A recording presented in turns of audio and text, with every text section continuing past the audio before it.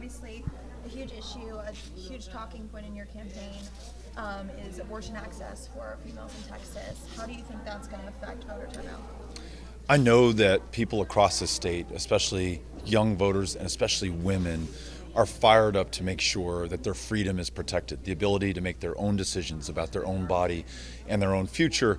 And they have a governor today in Greg Abbott who has the most extreme abortion ban in America. There's no exception for rape or incest or functionally the life of the mother. I know that we can do better, and I know we can bring Democrats and Republicans around the table to make sure that we respect every woman's right to make her own decisions and her freedom. This is Texas, and we cherish that independence, and we're going to get back to it.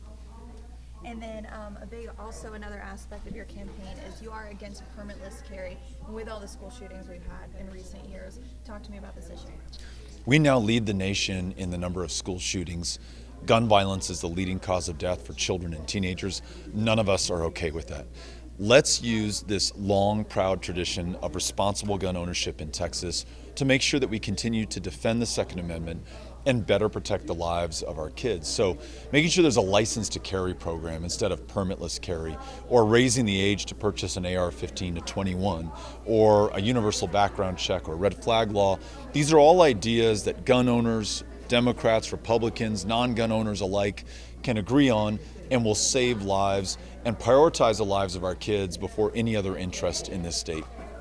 And then why was it so special to visit Midland, Odessa? This community has been so supportive of us every time that we visited. And, it gets written off by Democrats, frankly, far too often as being too red or too far away from the centers of power.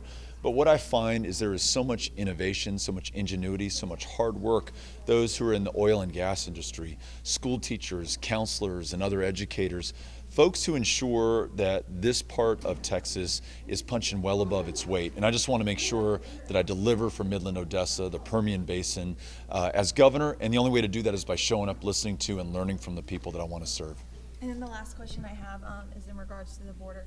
So how do you plan on keeping Americans safe while also allowing some asylum seekers in? When I visit with cotton growers in Lamesa or the cotton gin owners in Roscoe, they tell me that they cannot find folks born in these communities to work the jobs that they have, and they're dependent upon immigrant labor. But today it is too confusing and too expensive to connect that person who wants to work with that job that we have right here in this community. So as governor, we're going to have a safe, legal, orderly path to connect workers with jobs here in Texas, a Texas-based guest worker program that will be written by Republicans and Democrats together. We do that, and folks who come here will follow the law. Our laws will follow our values, and they'll meet our economic needs and interests. So that would also probably help fight the fentanyl crisis. When we make sure that there's a safe legal path for those who want to come to work or join family or seek asylum, then all of them are moved off the table, and the only folks left are those who traffic in drugs like fentanyl or smuggle human beings. We'll be so much more successful at stopping them and improving the safety and security of our communities and our state.